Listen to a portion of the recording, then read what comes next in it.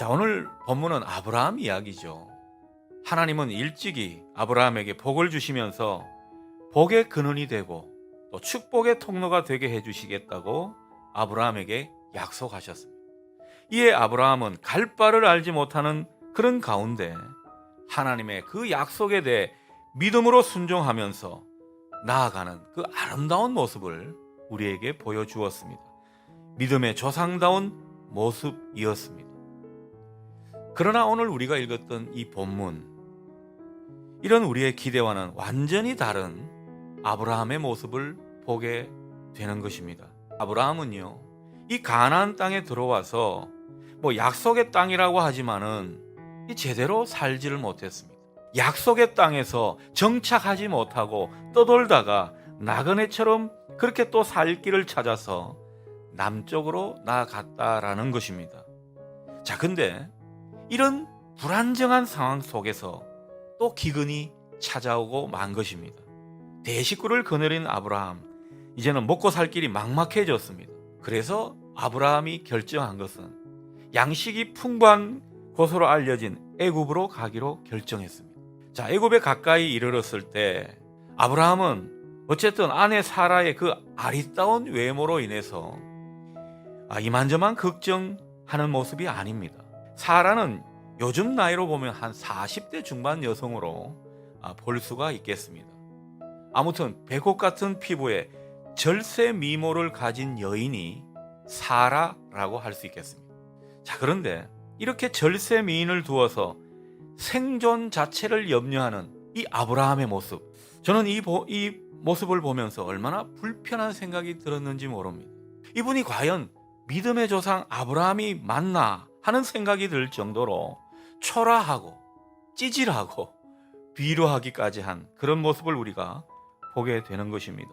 이 아브라함은 왜 이런 비겁한 생각을 하고 또 초라한 행동을 보이고 마는 것인가?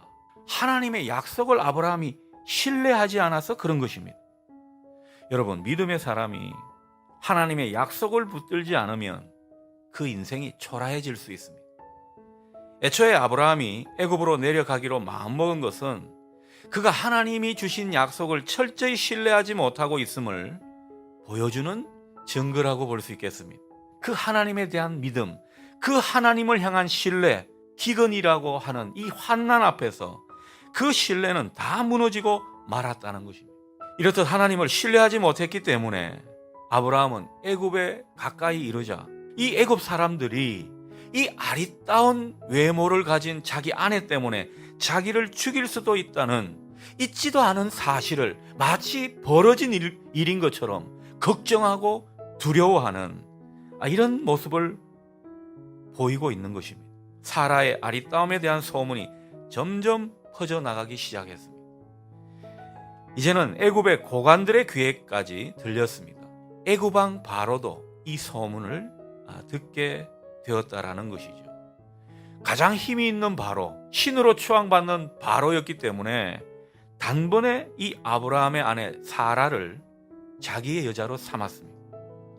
그는 아브라함에게 결혼 지참금을 지불하고서는 사라와 결혼식을 올리게 됩니다.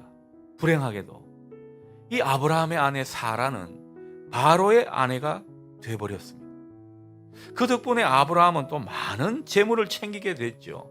하루아침에 거부가 되는 그런 모습을 우리가 성경에서 확인합니다. 자, 그런데 그는 왜 기근이라는 상황에서 하나님을 신뢰할 수가 없었던 것입니다. 그는 하나님께 묻지 않았던 것입니다. 만일 하나님께 물었더라면 그 마음 가운데 두려움은 소멸되었을 것입니다. 하나님께서 말씀을 붙들 수 있도록 힘을 주셨을 겁니다. 그러나 아브라함은 이 위기 가운데서 하나님께 묻지 않았습니다. 기도하지 않으니까 자기 안에 두려움을 쫓아낼 수가 없었습니다. 하나님의 뜻이 아니라 그냥 자기 소견에 좋을 대로 그렇게 결정하고 행동해 버리는 이런 믿음 없음의 모습이 나타나게 된 것입니다. 여러분, 하나님의 사람은요, 그 어떤 두려움과 위기 상황 가운데서 하나님께 기도하고 물어야 합니다.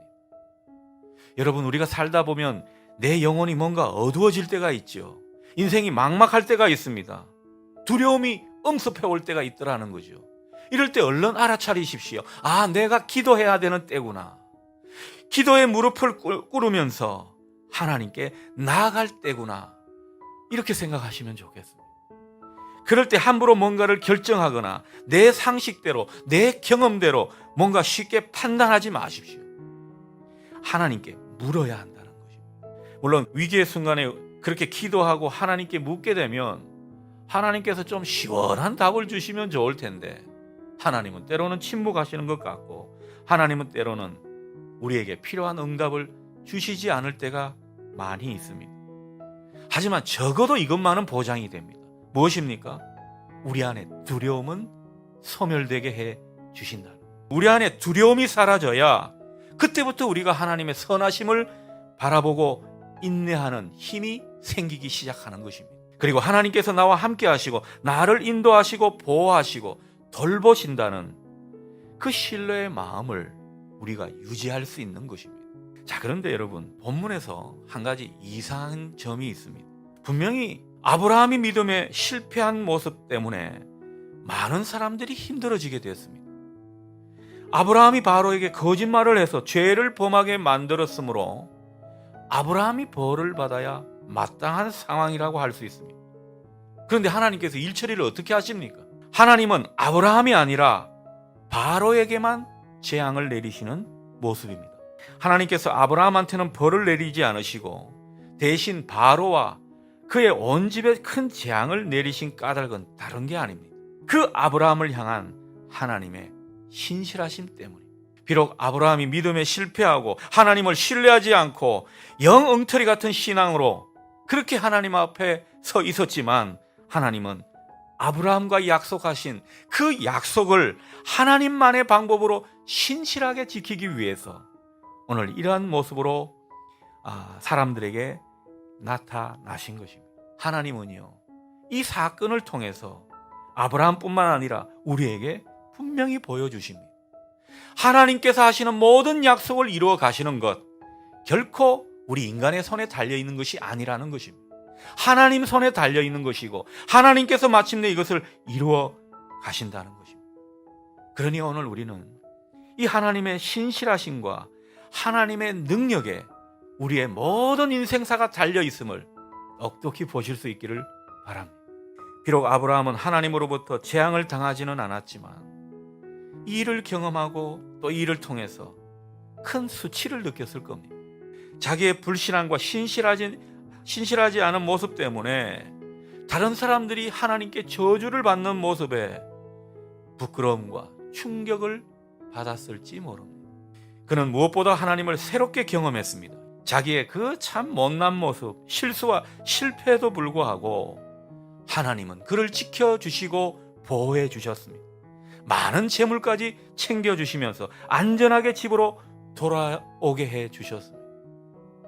이런 일을 쭉 나중에 아브라함이 반추했을 때, 되돌아보았을 때 부끄러움과 함께 얼마나 많은 감격 속에 젖었겠습니까? 하나님은 끝까지 약속을 지키시는 신실한 하나님이시구나 뼈저리게 느끼면서 그 하나님의 사랑의 깊은 은혜를 맛보았을 것입니다. 그 믿음의 실패로부터 자기가 믿는 그 하나님에 대한 귀한 깨달음을 얻게 되었습니다. 여러분, 지혜로운 사람은요, 실패로부터 배우는 사람입니다. 아브라함은 평생 잊을 수 없는 그 실패를 통해서 그러나 하나님이 어떤 분이신가를 철저하게 배웠습니다. 여러분, 저나 여러분이나 다 연약한 사람들입니다. 우리는 잘 믿는다고 때로는 스스로 자랑할 때가 있지만 얼마든지 믿음에 실패할 가능성이 우리에게는 있습니다. 그러나 우리가 또한 깊이 생각해야 할 것은 믿음의 실패로부터 하나님을 제대로 배우는 그 교훈을 우리가 얻고 있는가, 이게 우리에게 중요하다는 것이죠. 그렇게 될 때 그 실패는요, 우리를 하나님으로부터 우리를 멀어지게 하는 것이 아니라 오히려 더 큰 신뢰로 하나님께 다가가도록 만들어주는 힘이 될 것입니다. 기억하십시오. 우리 하나님은 신실하신 분입니다. 하나님은 약속하신 바를 끝까지 이루어 가시고 한번 축복을 주시기로 했으면 끝까지 축복하시고 그를 지키시고 보호하시기로 작정하셨으면 끝까지 그 책임과 사랑을 다하시는 분이십니다. 이것이 바로 아브라함의 실패, 아니 우리의 믿음의 실패에서 배워야 할 교훈입니다. 이 신실하신 하나님의 모습이 오늘 우리 모두에게 새로운 희망이 될 수 있기를 축복합니다. 이 하나님을 더욱 신뢰하는 우리 모두가 될 수 있기를 축원합니다.